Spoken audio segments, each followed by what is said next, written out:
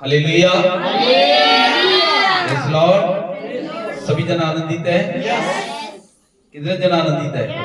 आनंद में ही भरपूरी है। जब हम परमेश्वर के साथ आनंद मनाते हैं, याद रखे, जब कोई मनुष्य मत गिराता है, जब कोई परमेश्वर के सामने गिड़गिड़ाता है, जब कोई मनुष्य परमेश्वर के पास आता है, तो स्वर्ग में क्या किया जाता है? आनंद मनाया जाता है। हालेलुया। परमेश्वर आप सबको बड़ी आशीष दे। जितने जन परमेश्वर की हजूरी में आए हैं, तो परमेश्वर इस बात से खुश होता है, हालेलुया, कि आप परमेश्वर के बेटा और बेटी हैं और आप परमेश्वर के चरणों में आए हैं, परमेश्वर की हजूरी में आए हैं। तो परमेश्वर आप सबको ब्लेस करे। और आज का हम कलाम से हम देखेंगे, परमेश्वर का जो वचन हम देखेंगे, जो कि दूसरा राजा 8 अध्याय और आयत 1 से 6 तक जब हम देखते हैं, परमेश्वर का वचन जो बताता है, हालेलुया, परमेश्वर क्या करता है? जो खोया है फिर से वापस देता है। हालेलुया। जो खोया वो डबल करके वापस परमेश्वर देता है। हालेलुया। परमेश्वर आपको ब्लेस करता है, परमेश्वर आपको आशीष देता है। इस कलाम में हमें पता लगता है, याद रखिए, एक समय की बातें हैं, इस्राएल के अंदर परमेश्वर का भविष्य दूता रहता था। याद रखिए, परमेश्वर का जन जो वहां पे रहता था, वहां पे एलीशा ने वहां पे एक औरत से बातें की, उस औरत से बातें की, उस औरत से कहा कि यहाँ पे क्या होने वाला है? अकाल पड़ने वाला है। हालेलुया। इस देश के अंदर अकाल पड़ने वाला है और ये अकाल 7 साल अकाल रहेगा। 7 साल बहुत सारे लोग भूखे मरेंगे, बहुत सारे लोग दुखी रहेंगे, बहुत सारे लोग परेशान होंगे। लेकिन आपके लिए ये पहले से ही बता दिया जाता है कि ये परमेश्वर की इच्छा है, परमेश्वर की मर्जी है कि नुकसान हो, परमेश्वर की मर्जी है कि अकाल पड़े। हालेलुया। लेकिन अकाल के अंदर परमेश्वर ये गवाही पैदा करना चाहता है। मुसीबत के समय में भी परमेश्वर अपनी गवाही को दिखाना चाहता है। हालेलुया। यहाँ पे पता लगता है, तो याद रखिए, आज परमेश्वर का वचन जो आज आपसे बातें कर रहा है, आज आपने बीते हुए समय में, याद रखिए, 2025 में जो भी आपने नुकसान उठाया है, जो भी आपने पिछले सालों में नुकसान उठाया है, पिछले समय में आपके लिए बहाली ना आ पाई हो, पिछले साल में आपका फायदा नहीं हुआ हो, पिछले सालों में आपका नुकसान हुआ है। हालेलुया। लेकिन याद रखिए, ये 2026, याद रखिए, आप अगर परमेश्वर पर ईमानदारी के साथ, वफादारी के साथ, उसके साथ चलने वाले लोग हैं, तो याद रखिए, फिर से परमेश्वर के पास आए हैं, फिर से परमेश्वर के पास आपने सर झुकाया है, तो याद रखिए, आपके लिए बड़ी खुशखबरी आने वाली है। आप ब्लेस होने जा रहे हैं। हालेलुया।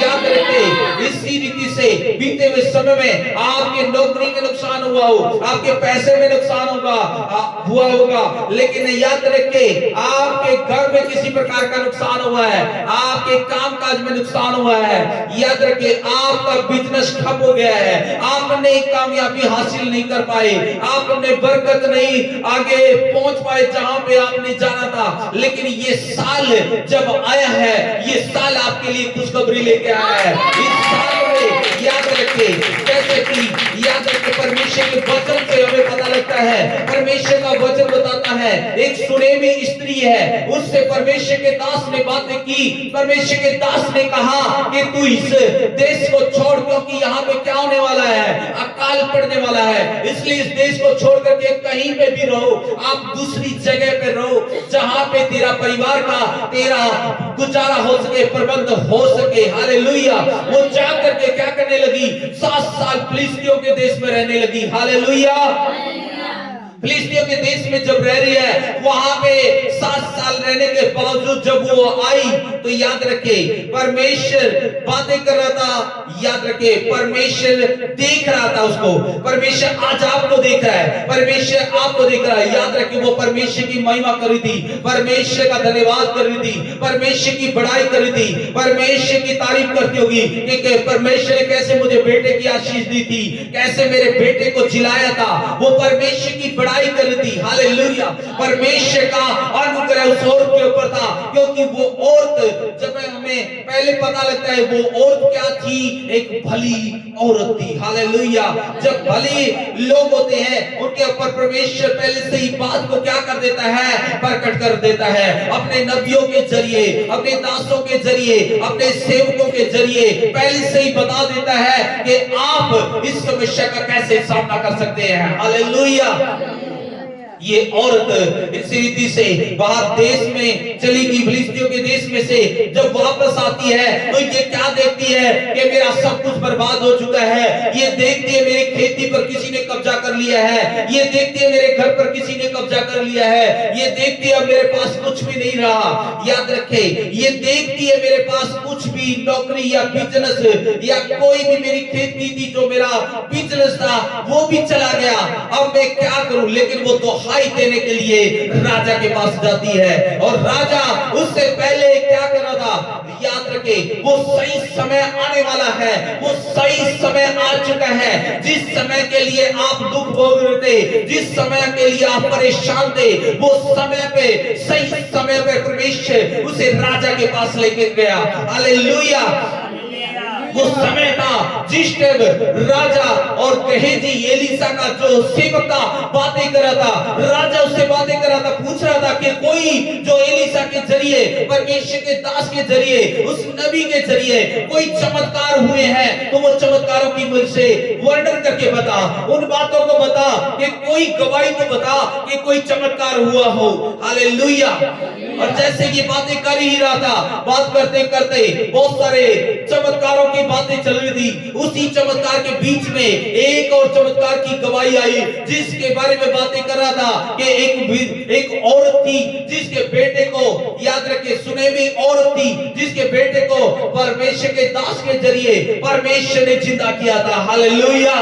जब वो बातें कर ही रहा था तभी वो औरत गिड़गिड़ाती हुई, याद रखे, सही समय पर परमेश्वर उसी समय पर, जब याद रखे वो निराश थी, वो दुखी थी, वो परेशान थी, अपनी दुहाई देने के लिए, अपनी दुहाई को लेकर के राजा के सामने आई, अपने, याद रखे, समर्पण को लेकर के राजा के पास आई, अपने आप को सुनने करके राजा के पास आई कि अब मेरे पास कोई चारा नहीं है, अब मेरा कोई नहीं है, अब मेरा कोई साथ देने वाला नहीं है। लेकिन वो राजा के पास आई, और जैसे वो राजा के पास सही समय पर आई, उसी समय पर परमेश्वर का अनुग्रह वहां पर था। हालेलुया। उस समय पे परमेश्वर का अभिषेक कार्य करता, उस समय परमेश्वर वहां पे मौजूद था। हालेलुया।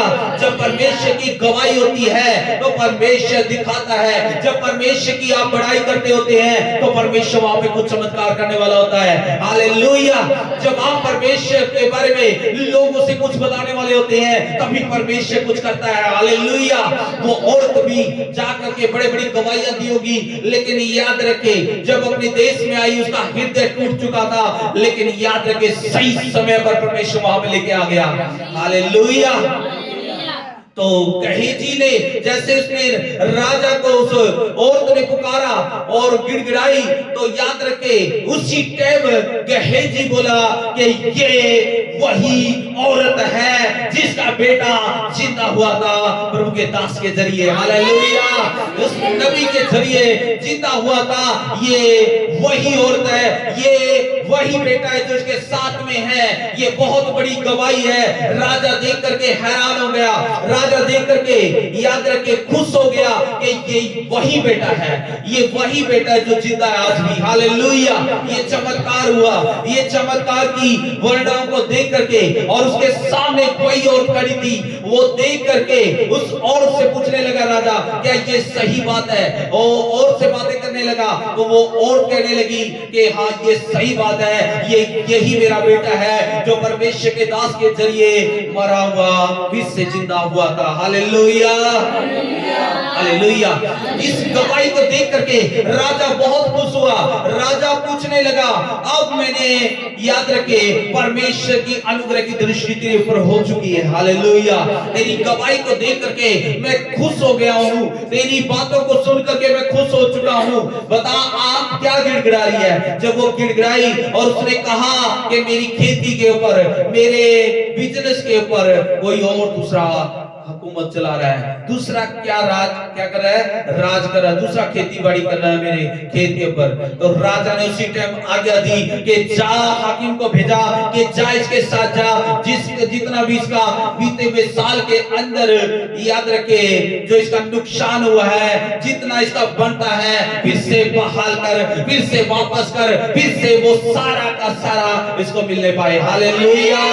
आज वो सही समय आ चुका है, आपका जो भी खोया है, जो भी नुकसान हुआ है, जब आप अपने राजा के चरणों में आए हैं, आपका राजा वो सर्वश्रेष्ठ है, आपका राजा वो सर्वशक्तिमान है, आपका राजा वो उद्धार करता है, आपका राजा के पास आप सर को झुकाने के लिए फिर से इस साल में प्रवेश किया है और आपने सर झुकाया है, तो वो राजा कहता है आज सारा जितना भी तूने पिछले सालों में नुकसान उठाया है, पिछले समय में दुख उठाया है, लेकिन अब वो समय आ चुका है, बहाली का समय आ चुका है, अब वो समय आ चुका है, बरकत का समय आ चुका है। ये वही समय है जिस समय पर, सही समय पर परमेश्वर आपके लिए दरवाजे खोलना चाहता है, परमेश्वर लिए आपके लिए बरकतें खोलना चाहता है, परमेश्वर आपका समय का इंतजार कर रहा था, आप इस समय पर आए हैं, ये सही समय है और इस समय परमेश्वर आपको दुगना ब्लेस करने जा रहा है। हालेलुया। कितने आनंदित हैं, आनंद में ही भरपूरी है। आमीन।